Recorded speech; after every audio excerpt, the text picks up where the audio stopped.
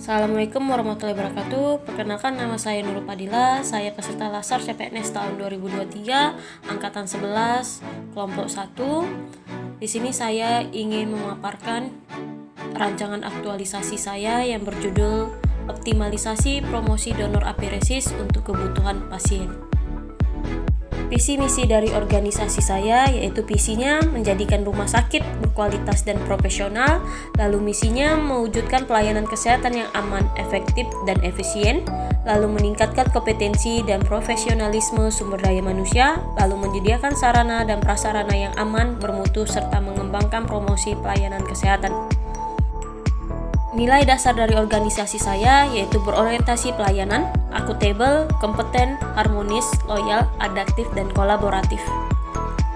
Unit transfusi darah rumah sakit atau UTDRS adalah fasilitas pelayanan kesehatan yang bertanggung jawab atas transfusi yang aman, bermutu, dan dalam jumlah yang cukup, sehingga bisa mendukung pelayanan kesehatan yang ada di rumah sakit. Nah, darah dan komponen darahnya ini adalah berupa bahan pengobatan yang dapat menyelamatkan nyawa. Nah, komponen darahnya ini sendiri memiliki beberapa jenis, yaitu ada WB atau whole blood, kemudian ada PRC atau paket red cell, kemudian ada leukosit atau sel darah putih, kemudian ada plasma dan trombosit. Nah, trombosit sendiri ini bisa didapat melalui dua cara, yaitu dari WB, pemutaran dari WB, kemudian ada aferesis atau trombosit aferesis. Nah, aferesis ini sendiri merupakan metode baru, lebih efektif dan lebih mudah dibandingkan cara konvensional, di mana aferesis ini hanya mengambil beberapa komponen tertentu yang diinginkan, maka komponen lain yang tidak diinginkan akan dikembalikan lagi ke dalam tubuh pendonor. Nah, satu kantong darah aferesis ini setara dengan 6-10 kantong trombosit biasa.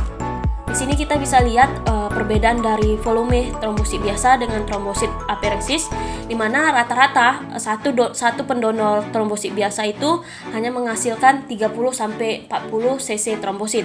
Nah, sedangkan satu pendonor trombosit aferesis itu biasanya bisa mencapai 300-450 cc.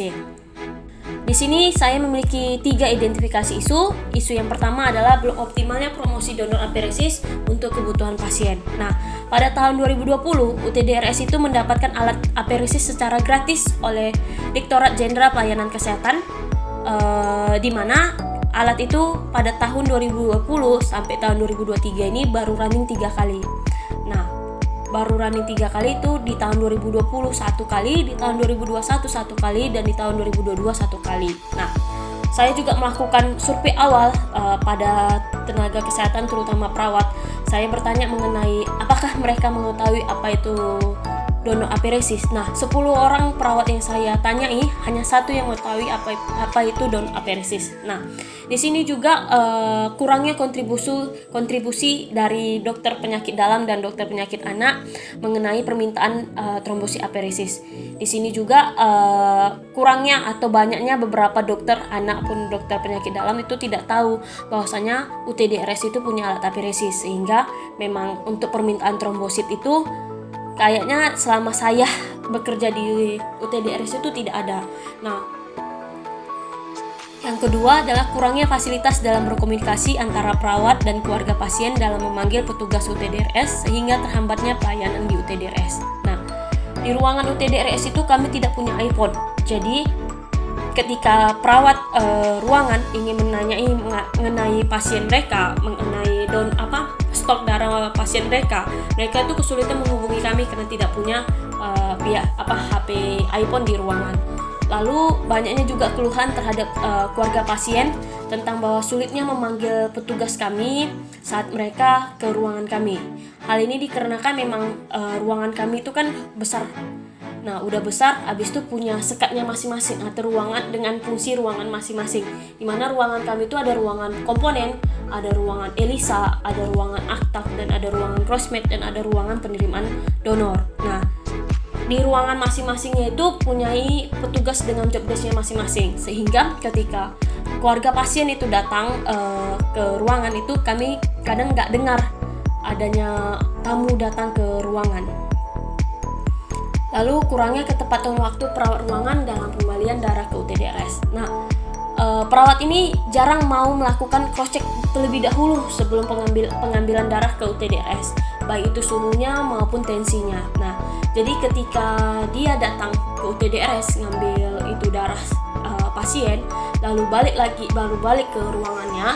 Nah, mereka itu baru melakukan cross check masalah keadaan si pasien, stabil atau tidak si pasien ini menerima transfusi darah, bisa atau tidaknya si pasien ini untuk menerima transfusi darah, baik itu segi dari suhunya maupun dari segi transfusinya. Nah, ternyata si pasien ini tidak stabil untuk menerima transfusi darah. Nah, sudah tidak stabil, mereka tidak langsung membalikan darah itu ke UTDRS.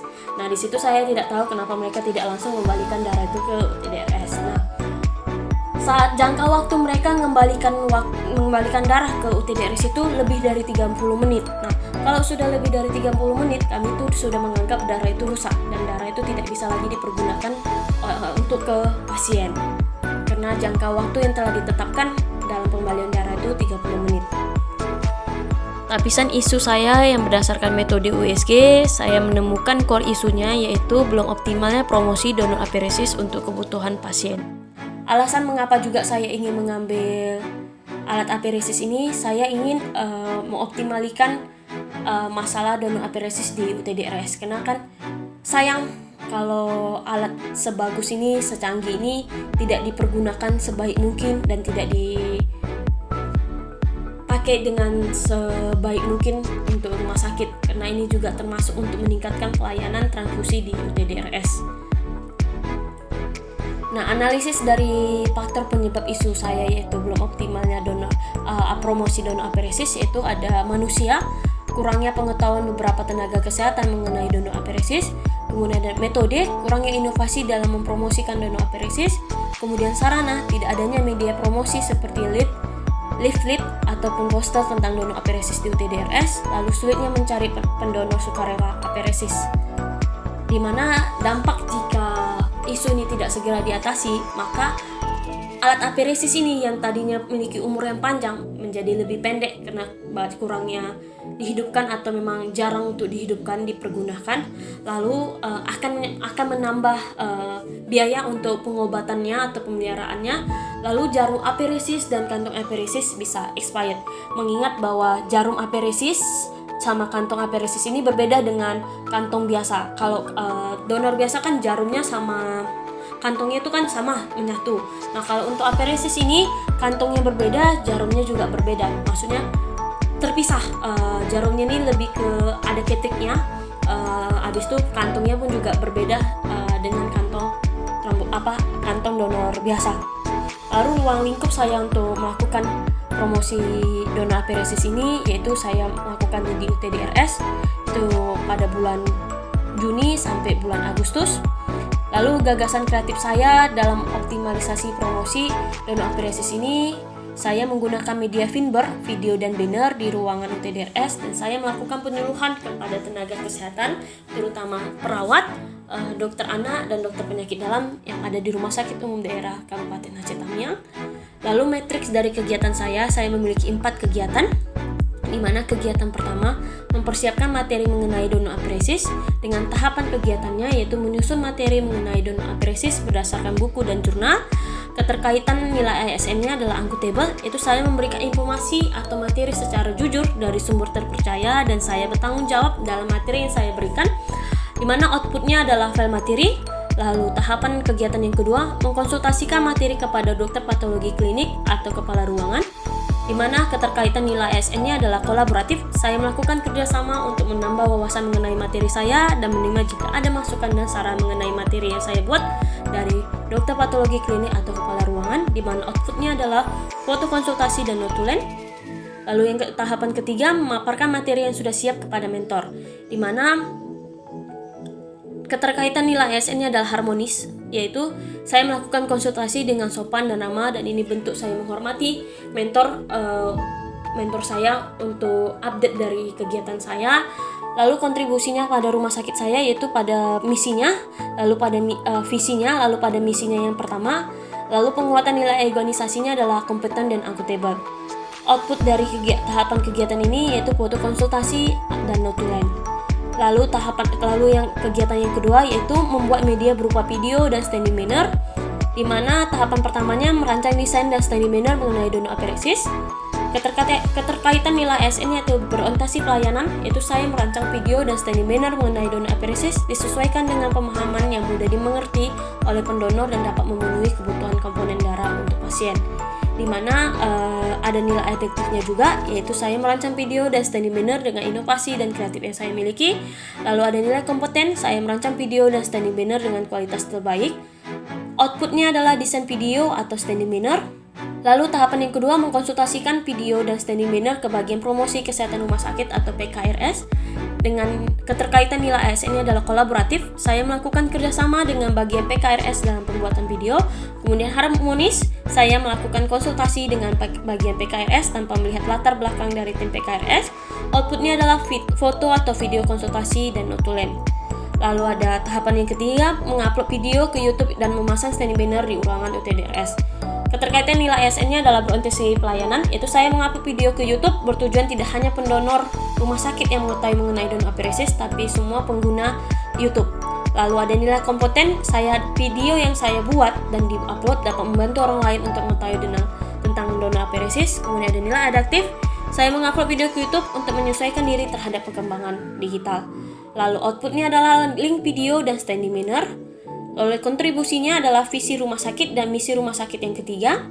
Lalu penguatan nilai organisasinya adalah adaptif.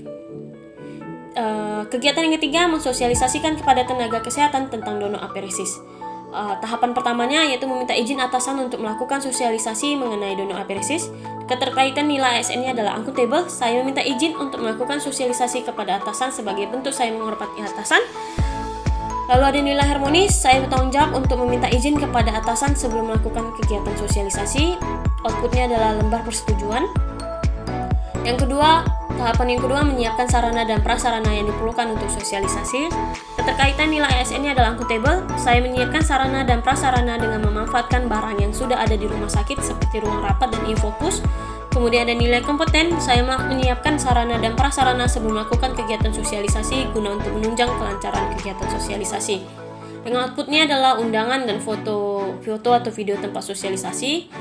Lalu tahapan yang ketiga melakukan sosialisasi. Keterkaitan nilai ASN-nya adalah accountable, saya bertanggung jawab untuk melakukan sosialisasi dengan baik. Kemudian ada kompeten, saya memberikan sosialisasi kepada tenaga kesehatan lainnya mengenai donor aferesis. Lalu ada berorientasi pelayanan, sosialisasi ini bertujuan agar memanfaatkan alat aferesis dengan optimal dan meningkatkan pelayanan di bidang transfusi.